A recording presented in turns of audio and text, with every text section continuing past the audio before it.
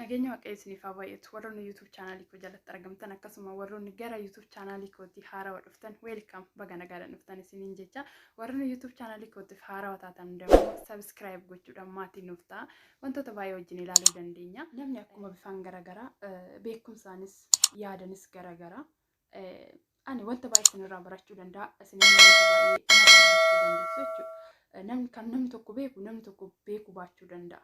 Kanaafuu beekumsa qabnu immoo xiqqoos haa ta'u guddoos haa ta'u haga qabnu san walirraa hubachaa yoo deemne baay'ee gaariidha jedheetan yaada. Ani YouTube waggoota baay'eedhaaf wanta kataattalaa ture wanta baay'ee narraa baradhes baay'ee na fayyades YouTube bichaa miti sooshaal miidiyaan kamuyyuu nuti iddoo kennineef ilaalle taanan wanta baay'ee nu barsiisa. Wantoonni gaariin akkuma jiru wantoonni badaanis jira. Nuti immoo wantoota badaa san cinaatti qabne gaarii san keessaa fudhannee yoo deemne baay'ee itti fayyadamuu dandeenya. Wantoota jaalala yookiin gaa'ela keenya miidhan jaasiniif qabadhee tan dhufee jira. Hanga viidiyoo dhumaana waliin tura. Eessayyuu deemuun dhoorkadha. Tokkoffaanii jaalallee keenya yookiin abbaa manaa keenya nama biraatiin wal dorgomsiisu. Akkas yoon isiniin jedhu jaalalleen hiriyaa kootii akkas gootiif yookiin akkas godhaafi kan koo garuu akkas naaf hin godhu. Akkas naaf hin gootu. Jaalalleen hiriyaa kootii akkas jettiin akkas jedhaan kan koo garuu akkas naan hin jedhu. Jaalalleen hiriyaa kootii akkas taatiif kan koo garuu akkas naaf hin ta'u jennee jaalallee keenya yookiin abbaa manaa keenya nama biraatiin wal dorgomsiisu. Jireenya keenya nama biraatiin wal dorgomsiisuun gaa'ela keenya irratti rakkoo cimaa fida. Akkasuma immoo nutis gammachuu taane yoomillee taanan jireenya nama biraatiin wal dorgomsiisne taanan jireenya gammachuu qabu hin jiraan. Wanta nu jalaa hir'ate yookiin wanta hin qabne sallaallee kan qabnu itti fayyadamuun nu harkaa bada. Itti fayyadamuu wallaala jechuudha. Abbaan manaa kee abbuma manaa keedha. Abbaan manaa hiriyaa keetii abbaa manaa kee ta'uu hin danda'u. Jaalallee hiriyaa keetii jaalallee kee ta'uu hin danda'u. Duras numatu filatee namni tokko osoo jaalalatti hin seenin filachuu qaba mitiire wantoota baay'eetu jira kan laaluu qaba. Sumatu filatee itti seene waan ta'eef kan keedha. Abbaan manaa keessa haati manaa keessa kan keeti waan ta'eef kan namaa kee ta'uu hin danda'u kee kan namaa ta'uu hin danda'u. Akkasuma jireenyi kees kan keedha. Jireenyi kee kan namaa ta'uu hin danda'u jireenyi namaa immoo kee ta'uu hin danda'u. Lammaffaani walfattanuu yookiin wal duuba deemanii wallaaluu. Walfattanuu yoo isiniin jedhu namoonni tokko silkii abbaa manaashii yookiin silkii haadha manaasaa yeroo inni bira godhee yookiin biraa deemetti fuudhanii ilaalu. Eenyu taasaa oolee, eenyudhaaf bilbilaa oolee, eenyu wajjin waliif barreessaa oole jedhanii ilaalu. Namoonni tokko immoo silkii isaa fuudhanii lakkoofsa isaa fuudhanii nama biraatiif kennu. Hiriyoota ishiittifis haa ta'u innis akkasuma hiriyoota isaattifis haa ta'u yeroo baay'ee kan kana raawwatu ijoollee shamaraati dhiifama garuu silkii jaalallee ishiis haa ta'u abbaa manaa ishiis yaa ta'u fuutee namaa kenniti itti haasa'imee haay jedhiimee si dubbisuu danda'a maal siin jedha.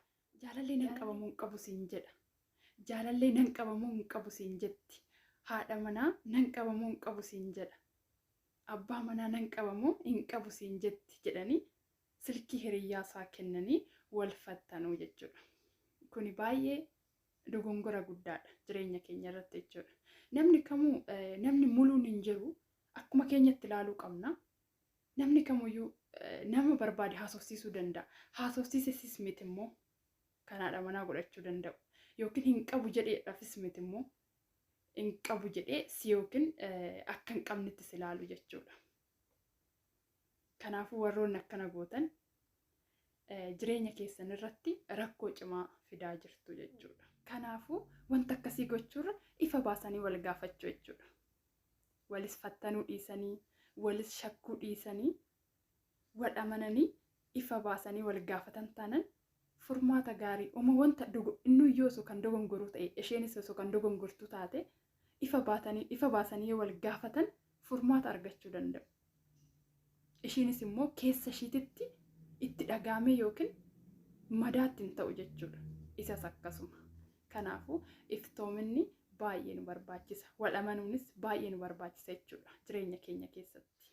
Sadaffaan jaalala yookiin gaa'ela keenya irratti miidhaa guddaa kan fidu nama afootti malsii waliif deebisuu yookiin wal caqaccaquu yookiin wal loluu. Nama afoottoo isiniin jedhu hiriyoota isaa yookiin hiriyoota iddoo hojii isaa yookiin hiriyoota iddoo hojii ishii yookiin hiriyoota ollaas haa ta'u nama sitti hin dhiyaanne jechuudha. Nama akkasii sanniin afootti wal caqaccaquu yookiin malsii waliif deebisuu, aaranii wanta aariidhaan yeroo isaan afootti walitti dubbachuun gaa'ela keenya irratti miidhaa guddaa fida. Namni hin dogongorre hin jiru. Namni kamuyyuu hin dogongora. Dogongora isaa sangin kophaa teechaniiti waliif furuu qabdu malee nama afootti nama san afoottuyyu osoo wanti balleessu ta'e yeroo balleechaa barbaade haa ta'u balleechaa kamuyyuu isin kophaa keessanitti mana keessan keessatti waliif furuu qabdan malee nama afootti yookiin hiriyaa isaas haa ta'u maatii isaas haa ta'u maatii keetis haa ta'u isaan afootti wal caqacaquun jireenya keenya irratti baay'ee rakkoo guddaa fida jechuudha. Keessattuu ijoolleen dhiiraa hiriyoota isaa afootti, maatii kee afootti, maatii isaa afootti kabajamuu barbaada.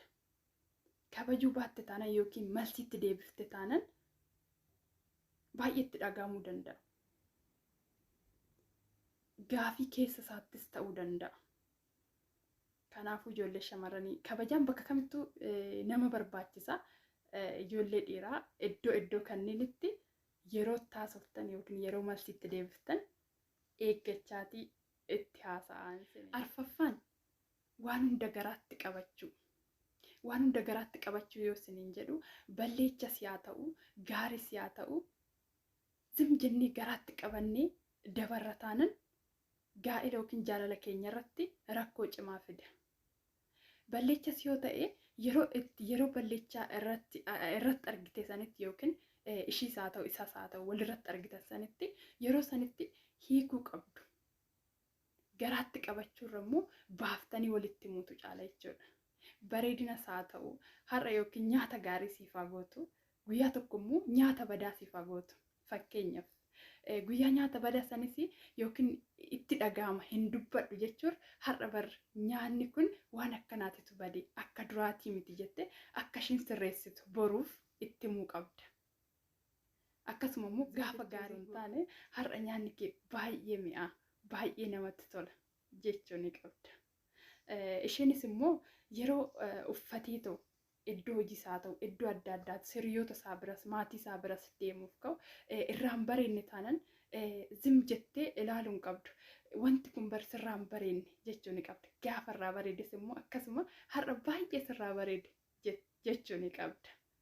Malee garaatti qabatte har'a baay'ee irraa bareede har'a irraan bareenne jettee laaltee garaatti qabattee darbuu hin qabdu jechuun jedhee garaatti qabachuurra iftoominaan walitti himuu wayya jechuudha. Iftoominaan yoo walitti sinnee waliif furree wanti hunduu salphaa nuuf ta'uu danda'a. Sodaa tokko malee jechuudha. Maaliif egaa abbaa manaa keenya eega ta'e jaalallee keenya eega ta'e waan garaa keenya itti himachuu qabna. Gaariis haa ta'u badaas haa ta'u har'a gammanneetis oolu wanta hundaayyuu itti himachuu qabna. Maaliif kan abbaa manaa keenyatti himatin eenyutti mannare? Kan jaalallee keenyatti himatin eenyutti mannare? Furmaatas nuuf laatus nuuf laachuu baatus itti himachuu qabna jechuudha. Shanaffaan yeroo aaranitti ishees haa ta'u isas haa ta'u malsii waliif deebisuu dhiisuu. Yeroo aaranitti jechuun yeroo sanitti wanti tokko badee yookiin wal lolanii yeroo sanitti jarri lachuuyyuu aaraniitu jechoota adda addaa dubbatu taanan wanta namni aaree wanta dubbatu hin beeku. Yeroo aarree dubbannu san garuu wanta dubbannu hin beeknu waan ta'eef malsii walitti deebisuu dhiisu. Yoo tokko dubbatu tokko jalaazim jechuu. Yoo tokko bishaan ta'e yoo tokko ibidda ta'e tokko bishaan ta'uu qaba jechuudha.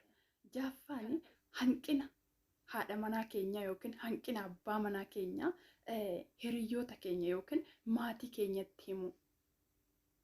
Hanqina abbaa manaa keenyaa yookiin hanqina haadha manaa keenyaa maatii keenyatti yookiin hiriyoota keenyatti himna taanan jireenya keenya irratti rakkoo miidhaa guddaa fida jechuudha. Hanqina barbaades yaa qabaatu, hanqina barbaades yaa qabaattu, namni futsumsa weellam akkuma dura isiniin jedhe namni wanta tokkoonillee ta'u goduloo ta'u muluu miti, goduloo ta'uun hin oolu. Maaliif muluu arganna yoo jenne argachuu hin dandeenyu. Nu'u miti kan uumu waan ta'eef, nu'u miti kan hojjetu waan ta'eef, odoo waan hojjechuu dandeenyu ta'e wanta hunda wanta barbaannu san akkasitti hojjechuu dandeenya jechuudha. Kanaafuu namni kamuu futsumsa weellama. Kanaafuu hanqina kamuu yaa ta'u akka hanqina isaa yookiin akka hanqina ishii sanitti taqabbaluu qabna malee hanqina kana qabdii jennee maatii yookiin hiriyoota keenyatti himuun nun barbaachisu jechuudha. Wantoota jaalala yookiin gaa'ela keenya irratti miidhaa fidan hanga muraasa ta'e waliin ilaallee jirra. Hanga viidiyoo biraatiin walitti deebinutti nagaadhaan tura. Subscribe, like gochuun dagatinaa. Baay'ee sin jaaladha, baay'ee sin kabajaa. Nagaadhaan naaf tura.